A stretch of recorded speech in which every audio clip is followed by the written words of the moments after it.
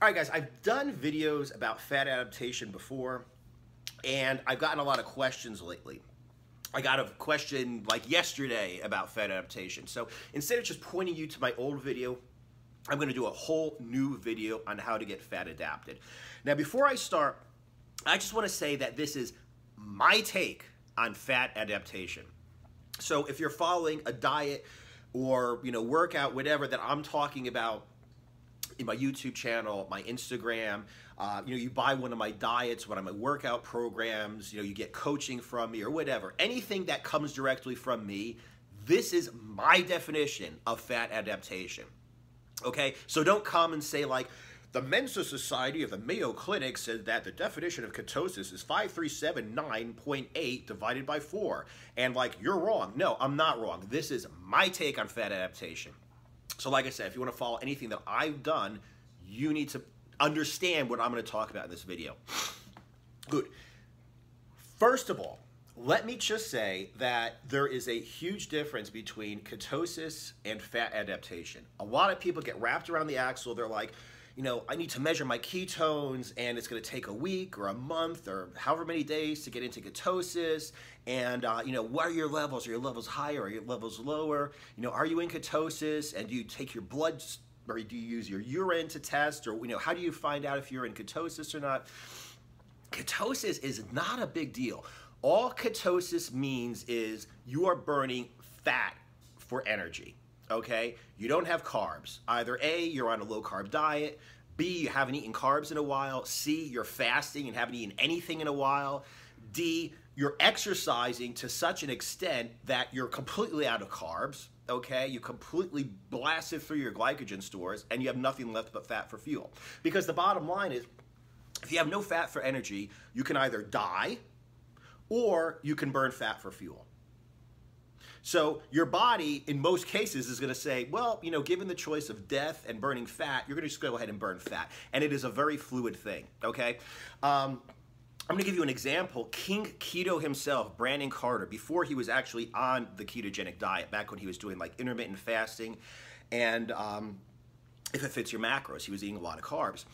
He was being interviewed by a guy on a keto podcast, by a keto expert, and he was talking about, Brandon Carter said, like, well, he likes intermittent fasting because after a few hours, he gets like these incredible, like, cognitive benefits. Like, he just thinks clearer and his mind works better and everything works so much better when he's fasting, okay? And the expert, the keto expert who was, who was interviewing him for his podcast said, he thought that he was in ketosis because Brandon Carter fasted all night, then fasted, for part of the morning, and then by, when he starts to get towards noon, he's so completely rid of all carbohydrates that he has to burn body fat for fuel. He's in ketosis, and that's the reason why at a certain point of every day, he feels these benefits of fasting. It's not intermittent fasting, it's intermittent fasting causing ketosis. Now, whatever your opinion is on this, all I'm saying is, every single time you've ever burnt body fat, you were in ketosis. So it's not a big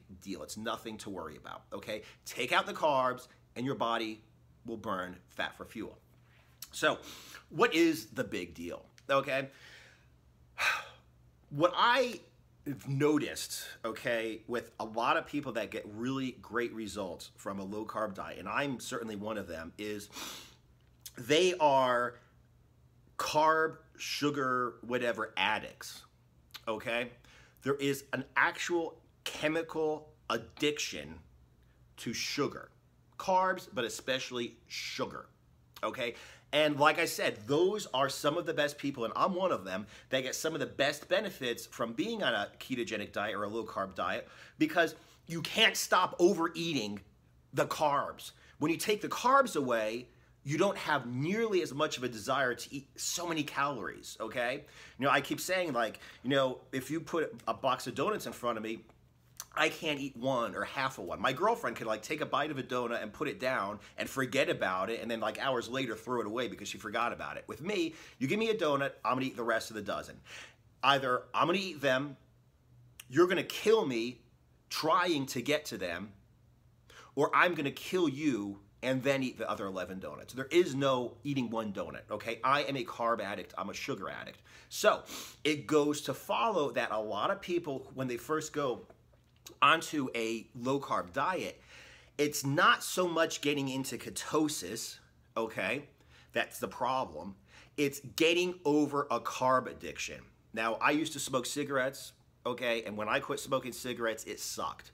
And I was chewing gum and, nicotine gum and all kinds of stuff, and it still sucked, okay? It sucked. It was a massive chemical addiction. I went through the same thing when I cut out carbs the first time, okay? It sucked. My body was addicted to carbs, and I was going through withdrawal, okay? Now, don't tell me, oh, well, that's bullshit, that's not true, because, who are you? I'm not an alcoholic. I have no problem drinking a little bit. I could stop drinking. I very rarely do drink. I went on vacation to Vegas a couple weeks ago. I had a couple drinks, had no desire to get wasted. When I came back from vacation, I just had no desire to drink anymore, okay? But who am I to tell a person, oh, that's bullshit, you're making that up, there is no such thing as alcoholism. If a person is an alcoholic and they're alcohol addicted, they have a serious problem and they need to get off the alcohol. And it's the same thing with me. If who are you to tell me that I'm not addicted to carbs? If I tell you I have no power over carbs, I cannot stop eating sugar, carbs, junk food with carbs in them. If I can't stop eating them because I'm physically addicted to them, chemically addicted to sugar, who are you to tell me that's bullshit? Okay? So, like I said, back in the 50s and the 40s, before Alcoholics Anonymous, it was like, oh, just, drink one glass of wine with dinner and don't drink the whole bottle. And, then Alcoholics Anonymous came down, like, if you're an alcoholic, you need to cut that shit out completely. It's the same thing here. People are like, oh, don't worry, you can have one little donut a day and it fits in your macros and you're fine and you cut your calories and do Weight Watchers. No, there is no such thing for me as eating one little donut and 100 calories of donut instead of 100 calories of brown rice or something. There's none of that shit. So the biggest hurdle that a lot of people are going to have getting into, quote, getting into ketosis or getting fat adapted is not ketosis, but getting over the sugar addiction that they have. And like I said, if you are sugar addicted, you need more than anybody else to get off the sugar and go on a low-carb diet. You will benefit more than anybody else from a low-carb diet. Okay, just the way it is. A lot of people try a million diets, can't stick to them. Try ketosis, try a ketogenic diet, and it works because no carbs, no desire to overeat because they're addicts. Okay, so that is the big problem that a lot of people have. And the other problem that a lot of people have with getting fat adapted is the so-called keto flu. The keto flu has nothing to do with ketosis. The keto flu has to do basically, in my experience, personally, my experience, helping other people, the keto flu has a lot to do with dehydration, okay? When you go on a low-carb diet, you flush out your carbs, you flush out your glycogen, fine. You also flush out a lot of your electrolytes. You need a lot more electrolytes, okay? Because the thing is this, and I've seen this in the Army, people sweat like water, and they also sweat minerals, okay? They drink pure water. They sweat water, they sweat minerals. They drink pure water. They sweat water, they sweat minerals. They drink pure water. Pretty soon, they have no electrolytes in their system because they're sweating so much and drinking pure water that they completely flush their body of electrolytes, okay? It will really screw you up, okay? I've seen people just laying down in clinics just like, they're doing a land navigation course and they're like, 81, 82, 83. They still think they're walking through the woods, counting their steps, doing a land navigation course because they're in such a daze because their electrolytes are so screwed up. And they need IV electrolytes to get their shit straight, okay? Seen it before. And it's the same thing that happens. Like, why is it that you have headaches? Why is it that you feel just like dry, flu-like symptoms? Everything kind of hurts. Why is it that you feel weak? Why is it you have all those feelings? They're basically dehydration, okay?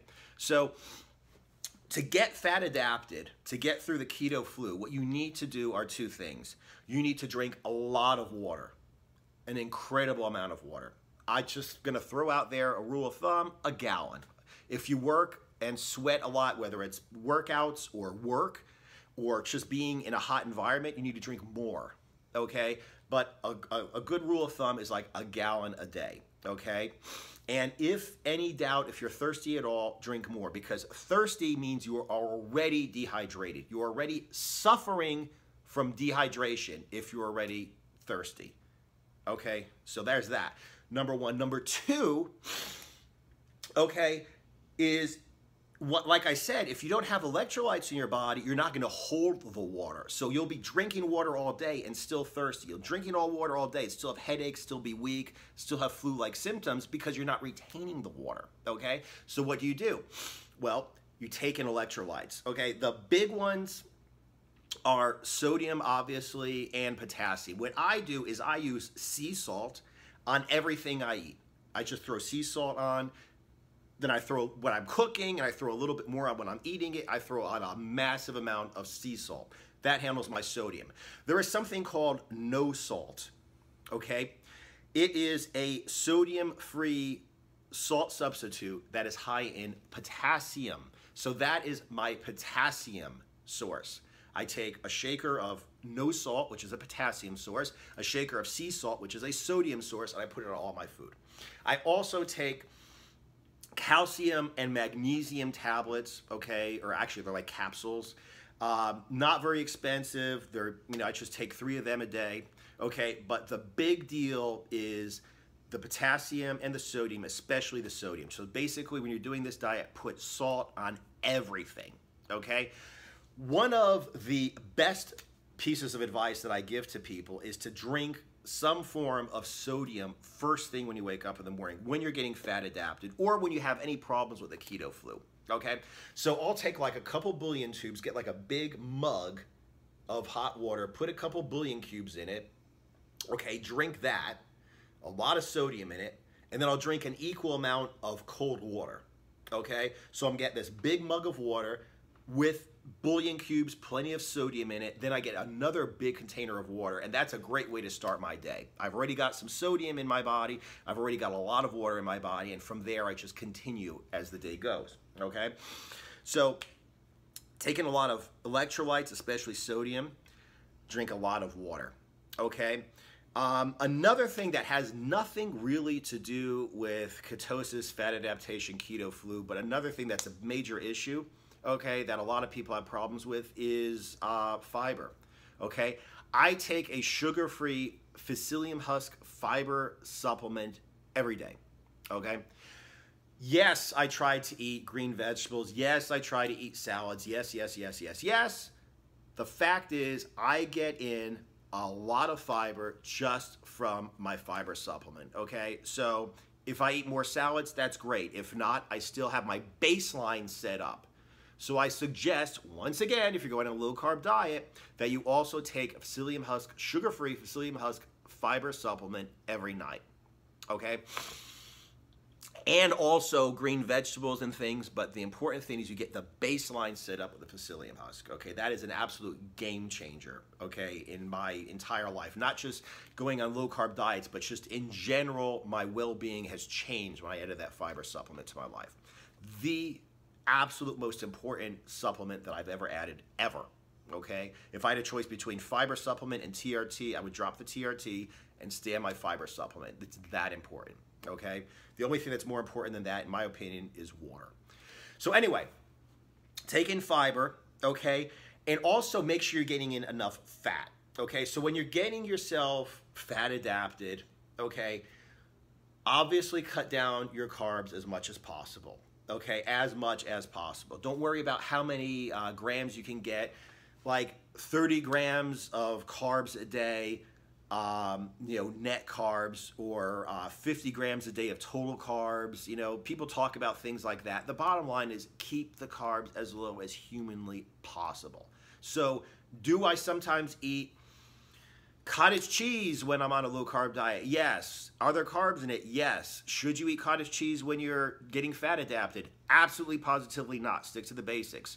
Greens, fiber supplement, your electrolytes, your water, and meat, basically. Meat, eggs, butter, okay? Stick to the basics, okay? Until you are actually fat adapted. So, how do you get fat adapted? How do you know if you're fat adapted? That's actually a question that I got. The question before last about fat adaptation. How do you know when you're fat adapted? Okay, once again, it's not ketosis, okay, because you're always going in and out of ketosis, It's not the keto flu, because the keto flu is basically just dehydration. You need to get your electrolytes and your water intake right. Okay, it has nothing to do with constipation. You have to keep your water up, your fat up, and you have to keep your fiber up. Okay, it has nothing to do with fat itself. Okay, when you go on this diet, cut your carbs down as low as possible. Okay, and eat as many calories as humanly possible. Okay, eat as much as you want and then eat a little bit more. Eat as much fat as you want and then eat a little bit more. Do not, under any circumstances, try to lose weight while you're getting fat adapted. Do not, under any circumstances, try to cut your calories while you're getting fat adapted. Do not, under any circumstances, try to cut down your fat intake when you're getting fat adapted. Okay, when you're getting fat adapted, take in a lot of calories, a lot of fat. Take in as much as you can. You want to make this as easy as possible. It's stressful on your body, okay? Especially if you're not used to drinking a lot of water, especially if you're addicted to sugar. It's going to be very stressful on your body. The last thing you need to do is add more stress by going on a hypocaloric diet, okay? So how do you know when you're fat adapted? You know you're fat adapted basically when you no longer have a desire for carbohydrates. Now, once again, like any other addict, you know, you're always thinking like, oh God, I could smoke a cigarette, I could go ahead and, you know, have a drink or whatever. You're always kind of thinking about it, but I am not obsessed, okay, with carbohydrates anymore. If I had a choice between getting like a milkshake, okay, with all kinds of ice cream and whatever in it, and having one of my ketogenic weight gainer shakes where I throw like raw eggs and heavy cream and, you know, half and half and whatever, protein powder, cinnamon powder and stuff. But I would rather have one of them, okay? Because my body now is fat adapted. My body loves fat. My body, when I eat something or drink something with fat in it, I could feel the fat soaking into my body. I could just feel myself getting the energy, okay, from the fat. It's like, you know, you'll see people that like will take some sugar, you know, they're like, you know, I remember one time I was on a diet where I was having carbs and I was like really starving, hungry, and I just drank I was like shaking, and I just like drank a big glass of orange juice, and like the sugar went into my body. I immediately felt good. That's the way I am now with fat, okay? If I have a choice between eating like a cake or a piece of pie and an omelet, I'll choose the omelet. Okay, if I have a choice between having like a keto weight gainer shake with heavy cream and eggs and whatever in it and a milkshake, I'll take the heavy cream, okay? My body needs that. My body desires it. I feel great when I take that, okay? And that's how I know right now that I'm fat adapted, okay? So, like I said, that's basically what it really comes down to. Get off of your sugar addiction, okay? Get all the carbs out of your body, go into ketosis. Easy, that's the easiest part, going into ketosis, believe it or not. Okay, make sure your fiber's up, your water's up so that you don't get constipated. Make sure your electrolytes, especially potassium and especially sodium, are up. Make sure you drink a massive amount of water. Make sure you do not cut your calories. Make sure you do not cut your fat. Make sure you do not try to lose weight while you're getting fat adapted. And there will come a point when you have no withdrawal from sugar, no huge desires to have you know, carbs or sugar. You don't have, you feel good when you take in your fat, okay? No symptoms of the keto flu. Everything's feeling great, and that's when your body is truly fat adapted. Because like I said, I guess we talked for 20 minutes basically to say that you go in and out of ketosis every single day, whether you eat carbs or not, okay? At certain points, you're gonna be in ketosis because you just don't have any sugar present, okay? And you still need to go on. So it's not really ketosis, it's fat adaptation, which means your whole body is adapted to running on fats instead of carbs, okay?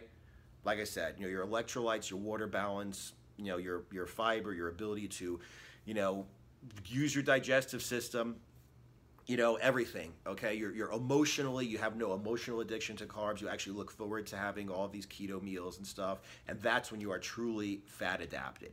And this is very important because, like I said, I mean, you know, you don't want to go on a diet. So like my pure protein diet, I always say, get fat adapted, then go on the pure protein diet. don't go ahead and put down like a banana and a donut and immediately go into the pure protein diet. You need to get yourself fat adapted first, go through the stress of fat adaptation without being on a hypocaloric diet, okay, a low-calorie diet. Just go through the stress of getting fat adapted, and then when you feel good, then you could start using diets like the pure protein diet to go ahead and lose some fat. All right, guys. I hope this answered all the questions. If not, leave a comment below. Let me know, and I'll go ahead and answer them, okay? Let me know if there are any other questions about anything else you want me to cover. Definitely like the video. Subscribe to the channel. If you have not already, press that little bell icon, which will actually have you informed when I put out one of these videos, because I don't want it to be like you request a video that I put it out and you don't see it because you didn't get the information, okay? Make sure you get the memo, so definitely subscribe and press that little bell thing. And yes, comments below. I'll answer your questions, and I will see you guys in the next video.